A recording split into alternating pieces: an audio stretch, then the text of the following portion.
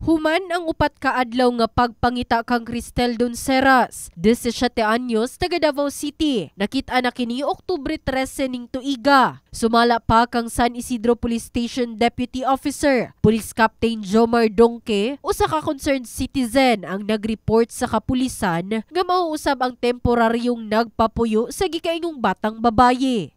Latest update is na-recover na nato ang bata nga na-missing.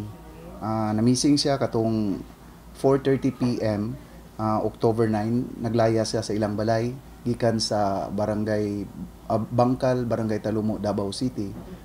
Allegedly, nag-adto daw siya sa bus, then nag-adto sa General Santos City. Dugang pa ni Police Captain Dongke nga sa unang adlaw sa pagkawala ni ini. Nagbaktas-baktas lang matud pa siya hangtod nakaabot gawas sa Jensan City Airport ug natulog lamang pagkagabi sa usa ka pampublikong pansayan. Gikan siya sa atoang airport, sakay siya motor going diri sa Mabuhay Road, adto siya sa Dasera, then naghangyo siya sa isa ka concerned citizen nga pwede ba siya mag-stay og duha ka adlaw, and thanks God ang ato ang concerned citizen maayo pod og wisyo na apod siguro Ginoo nisugot siya nga dito magstay ang bata. Gani sa karon, nakauli na sa Davao City si Cristel Donceras uban iyahang pamilya. Mapasalamaton usab ang inahang si Veronica sa brigada ug otoridad sa pagtabang kanila nga makita si Cristel.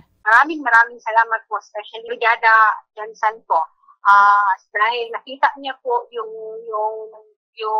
balita po talaga sa inyo, kaya namukhaan po nila si Cristel po talaga. Maraming salamat po. Pahimangno pa sa otoridad ngadto sa tanang ginikanan ug mga kabatan-unan aron malikayan ang susamang mga insidente. Ang pwede natong himuon mga ginikanan, ato lang silang maymayan, tambagan, then ato ang ihatag sa ilang mga kinahanglan, particularly na personal needs sa bata ug sa eskwelahan nga mga needs ug sa ato sa mga kabataan.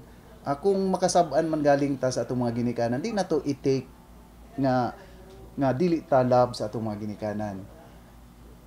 Dawaton lang nato kay kanang kasaba para na sa atong kaayuhan, dili na para sa uban. In the heart of changing lives, kini si Liza Labajo, Brigada News.